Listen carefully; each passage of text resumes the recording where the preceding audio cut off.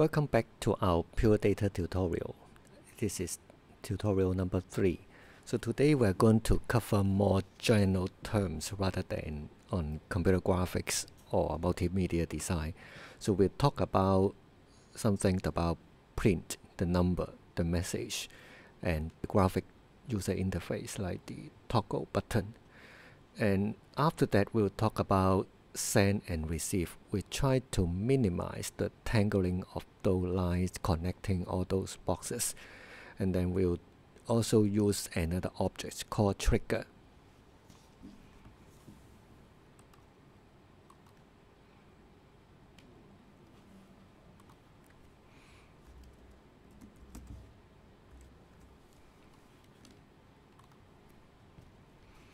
So in last week we talked about a number of those data elements. So we come across like the message and also number, and we are going to see what is the actually content stored inside the message and also the number. So to display the contents in the message or number, we can use a very simple object called print.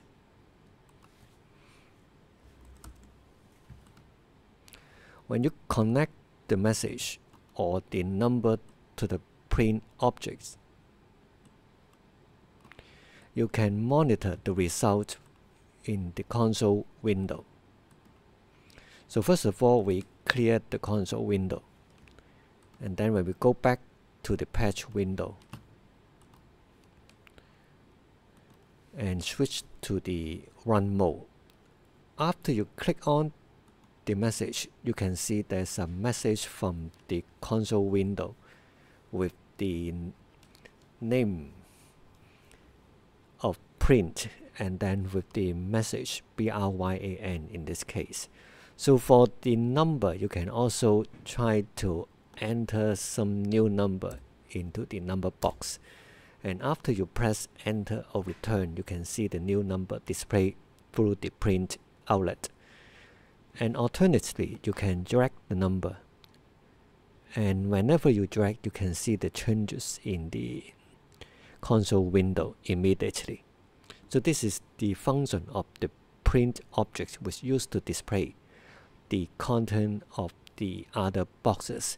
So it's a very useful command or object when we would like to debug some of our patches or program in case something went wrong. Beside the message and also the number box, we can also connect other elements like the bang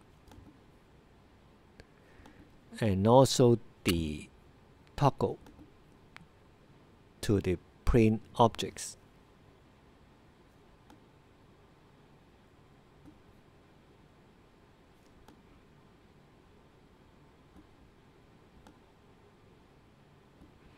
And we switch back to the run mode to have a look.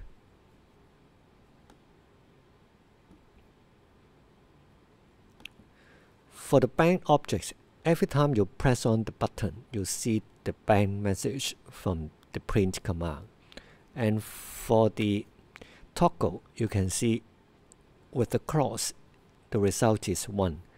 Without the cross, the result is 0. So this is a switch between 1 and 0 by clicking on the toggle box.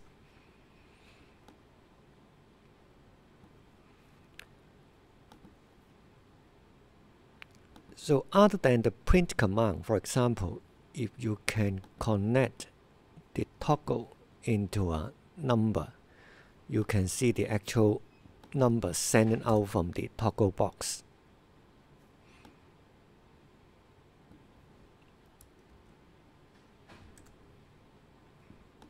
So this is 1, this is 0, 1 and 0. So those are the behavior of the message, of the number box, the toggle, and also the bang box.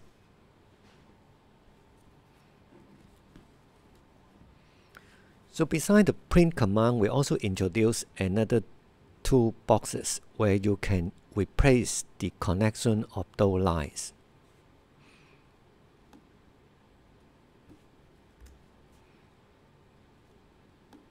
For example, if you have a number over here and another number downstairs, when you connect the two numbers and in the run mode, you can change the first one and the result will send directly from the outlet to the inlet of the second one through the connection of this line. Imagine in the case you have a very complex patch, you have to have, for example, over hundreds of those boxes. So in that case, if you have over hundreds or more than 100 connections, it becomes spaghetti, and it's quite difficult to find out which one of the lines are connecting to whichever boxes. So in order to our program increase the complexity, we introduce two more boxes. The first one is the send command. So after the send command, you put in a parameter, which is whatever text you would like to put in, and as long as this is meaningful to you and to your partner when they come across your program. For example, I can use just N1 for the number 1. Once we have the send, in the other end we have the receive. So the object is actually the simple English receive. If you take a look at this one with the parameter N1, and in the receiving end you need to put in the same parameter N1. Otherwise, it won't know to which particular box you are going to send the message to. So by connect it again, save, and go back to the run mode, you can have a look of the effect. So actually I forget the connection of the first number box to the send box.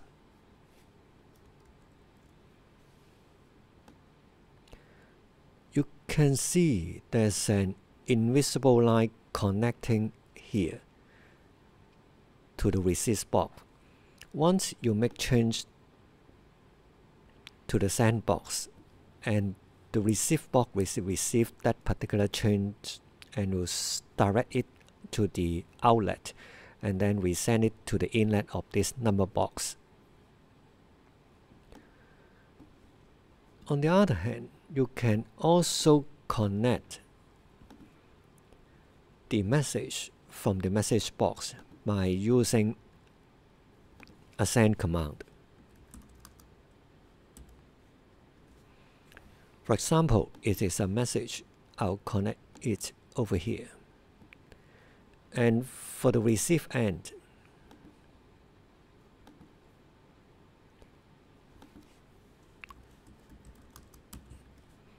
similarly, I put a receive box with the same argument M1 and M1 over here. And in the receive end, I can put a print command such that you can see the message in the console window.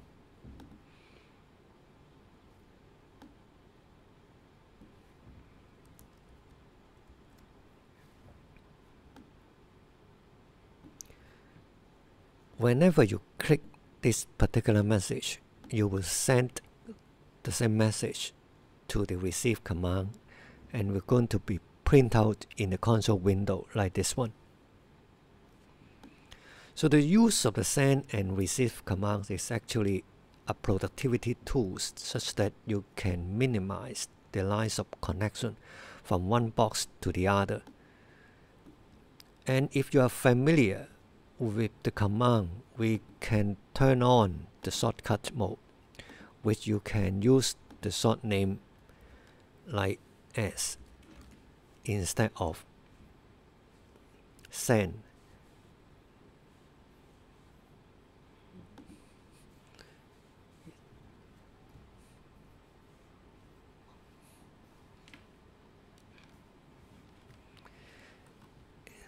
In a similar way, for the receive, you can just use arrow instead of the full name receive.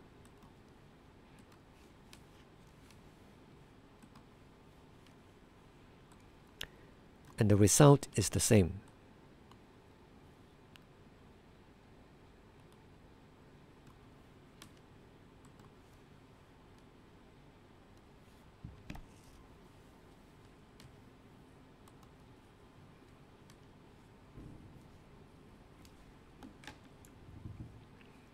In similar way, you can also connect the bang and also the toggle to the send box, and the result will perform in similar way, route through the receive box and then go to other destination.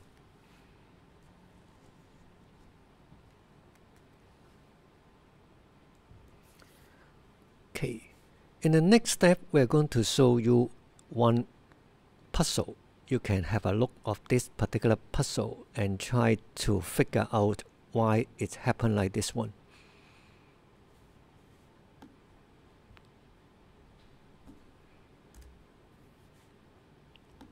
So in the very beginning, we have a number,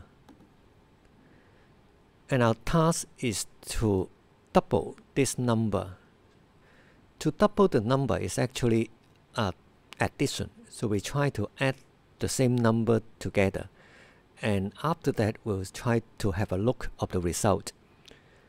In order to work on with addition, we have the objects using the arithmetics or mathematical operator.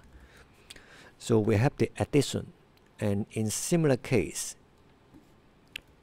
you can have subtraction. You can also have multiplication. For multiplication, it's an asterisk or star instead of the cross signs we have seen in primary school. And also we have the division, which is a slash. So to add two numbers together, we have two particular inlet on top of this particular addition box, and the result will send to another number in this particular number box by connecting the outlet of the addition box to the number. So we are going to have a look of this particular puzzle. So we connect the number to the first inlet of the addition, and then we connect the same number to the second inlet of the addition, and then we save and have a look of the result. And it gives you a very strange result. For example, if you see the number 13 around here, so the actual or the correct result supposed to be 26 if you add two 13s together. If you have 17, 22, you can have a look. The result seems to be incorrect in a lot of those cases. So what will be the particular reason you come into this error? In order to solve this problem, we have to have a concept, and the concept is the inlet in the additional box. We have two of them, and the two of them, they have different behaviors. The inlet in the left hand side we call the hot inlet, and the inlet on the right hand side we call the cold inlet. And the behavior of the hot and cold inlets are different. The hot inlet will perform the operation immediately. For example, if you send the number 22 through these two connections, the connection to the hot inlet will have immediate effect to add the two numbers together. But on the other hand, the connection to the right inlet or the second inlet or the code inlet, the operation will not be conducted immediately. So the result is 22 is sending to the both of the inlet. So 22 is sending to the right inlet will just store there until there's a change in the number in the first inlet, which is the hot inlet. The operation will be performed together with the change in the number. So in a lot of cases, for example, when I am turning the number by dragging the mouse along with this number box. In this case, for example, if I change from 21 to 22, so the 20, or if I go the other one in the opposite direction, if I change from 23 to 22, the change on the right hand side will not perform the addition. It will just store the number over there. And the change in the left hand side will perform the addition immediately.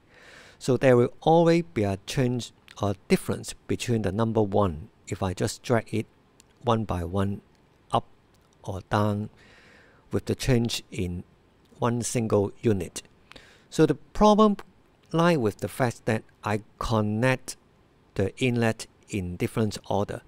For example, in the previous case, I connect the left hand side first, and then I connect the right hand side afterward. So in that case, the number will send to the left hand side inlet first. And once it's sent to the left hand side inlet, it performs the calculation immediately. And at that particular point of time, the right inlet has not been updated yet. So let's see another demonstration. I delete the two connections. And in this case, I connect the right hand side first, and then the left hand side later. And then I do the calculation again. You can have a look.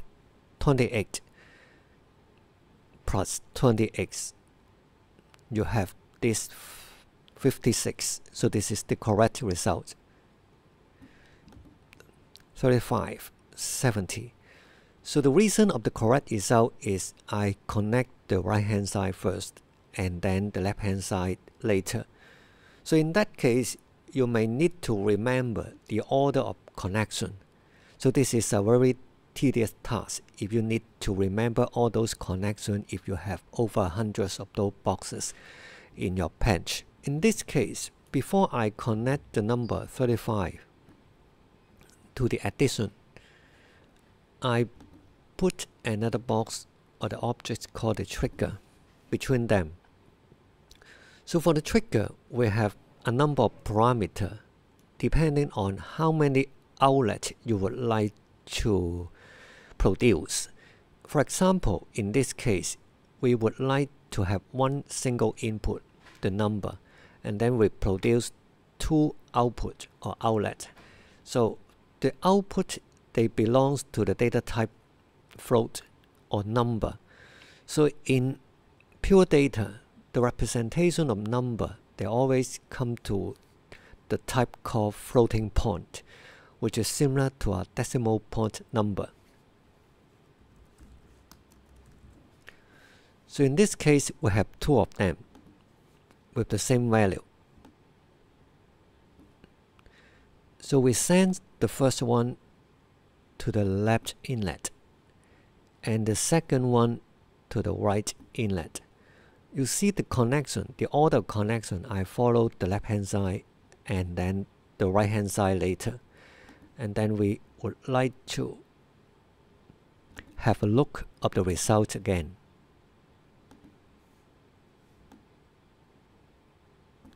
In this case, even though I connect the left hand side first and the right hand side later, and it will perform the result of calculation correctly.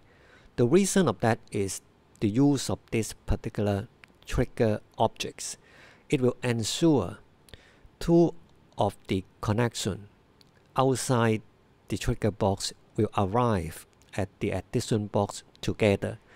So in fact, the order of computation is the right hand side will be sent first, and then the left hand side will be sent later, to make sure that both the number 40 arrive at the both inlet of the additional box, and then the computation will add them together to produce the correct results of 80.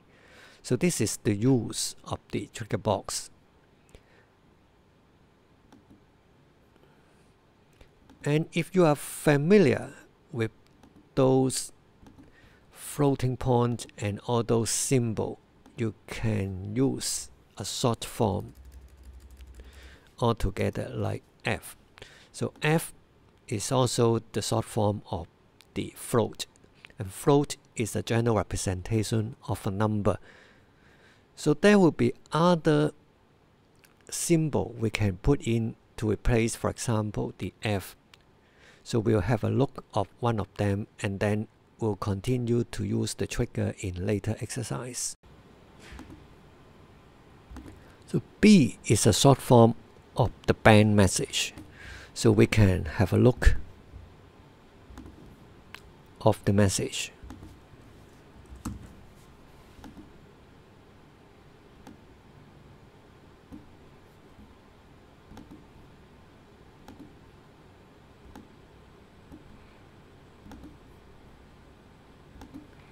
So when we click on the bang box, it will relate that particular message to the print command, which is shown in the console window. If we, for example, replace this one with another message,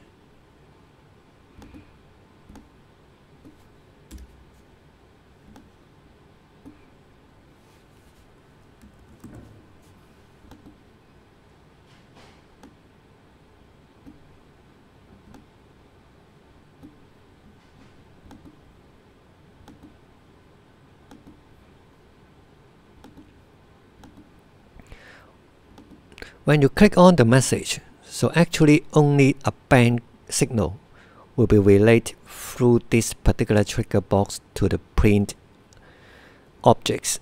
So the message content ABC is actually not passed to this particular print.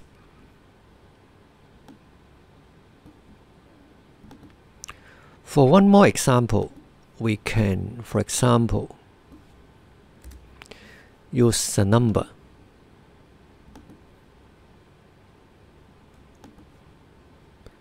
When we connect a number to the trigger, and we have a bang and also a float, which is a number, and you can have a look of the result. If I connect the second one, which is a number, a float, to the number box, and the first one, which is a bang, to the print objects,